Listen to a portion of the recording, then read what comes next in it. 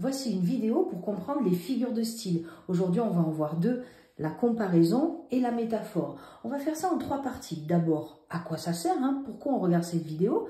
Ensuite, comment ça marche tout ça bien en détail. Et on va terminer par un exercice corrigé pour bien comprendre. Alors, on commence à quoi servent les figures de style. Ces deux figures de style-là sont des figures de style par ressemblance. On les utilise pour imaginer en fait ce qu'on décrit. Ça rend une vérité, une réalité plutôt plus concrète grâce aux images. Et ça, c'est pratique. On les rencontre beaucoup dans les textes, on les rencontre aussi beaucoup dans les poèmes. Alors, comment ça marche concrètement? En fait, pour la comparaison, tu es comme un soleil pour moi. Eh bien, qu'est-ce qui se passe ici? Déjà, comparaison, on a compris, on va comparer deux éléments. Donc, la comparaison, ça va rapprocher deux éléments en utilisant un mot de comparaison. Regardez ici, tu es comme un soleil pour moi. On va parler de tu et on va le comparer à un soleil. Tu s'appelle le comparé, c'est celui qu'on compare. Et le soleil, c'est le comparant. À quoi ou à qui on le compare. Et pour les comparer, on va utiliser un mot de comparaison. On appelle ça aussi des fois dans les leçons un outil de comparaison. Ici, c'est comme. C'est vraiment le plus connu, celui qu'on rencontre le plus souvent. Donc, en général, c'est comme, mais il y en a aussi d'autres. C'est important d'en connaître quelques-uns, comme ça vous permet d'identifier de suite. Ah, c'est une comparaison. Pareil à, semblable à, tel, de même que, ressembler à, ou encore avoir l'air de. Tout ça, ça veut dire la même chose. On peut remplacer, regardez, tu es comme un soleil pour moi, tu est semblable à un soleil pour moi. Ben, ça fonctionne. Voilà la comparaison. Pour la métaphore, alors la métaphore, elle ressemble quand même à la comparaison.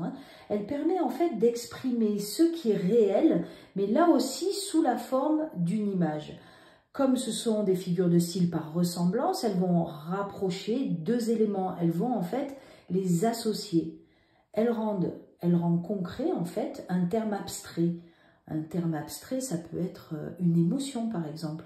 L'amour, on utilise beaucoup les métaphores pour parler d'amour par exemple. Notamment, vous le savez, dans les poèmes. Allez, on étudie celle-ci. Tu es un soleil pour moi. Oui, vous êtes en train de vous dire, oh là là, ça se ressemble. C'est fait exprès. Regardez, tu es un soleil pour moi. Eh bien, je vais le comparer à un soleil. Tu, c'est le comparer, et soleil, c'est à quoi je le compare? C'est le comparant. Alors là, on voit bien qu'il y a quelque chose qui manque par rapport à la comparaison. Et oui, c'est ça, on n'a pas le mot de comparaison.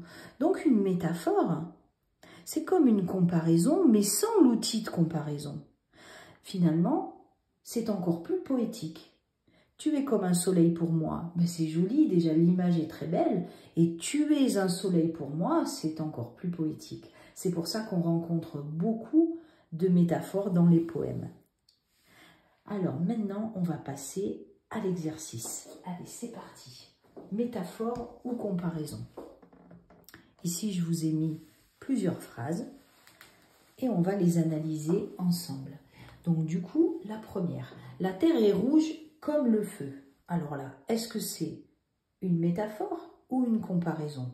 Si on regarde bien, je crois que vous avez déjà trouvé, et oui, il y a un mot de comparaison, il y a un outil de comparaison. C'est comme. Donc déjà, on sait qu'on est dans la comparaison au niveau de la figure de style. Qu'est-ce que je compare maintenant? On va trouver les deux éléments. La terre est rouge comme le feu. Et bien, on va comparer la terre à du feu. La terre, ça va être le comparé. Et le feu, c'est à quoi je la compare?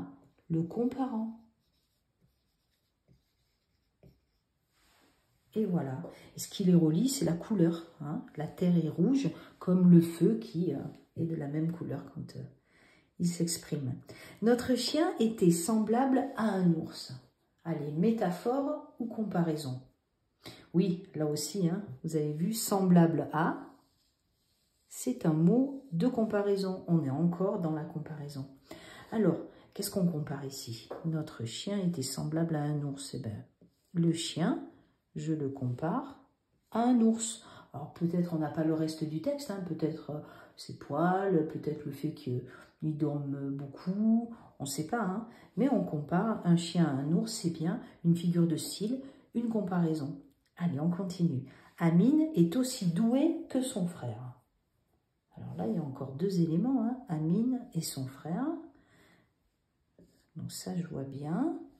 Le comparer, le comparant. Le comparer, le comparant.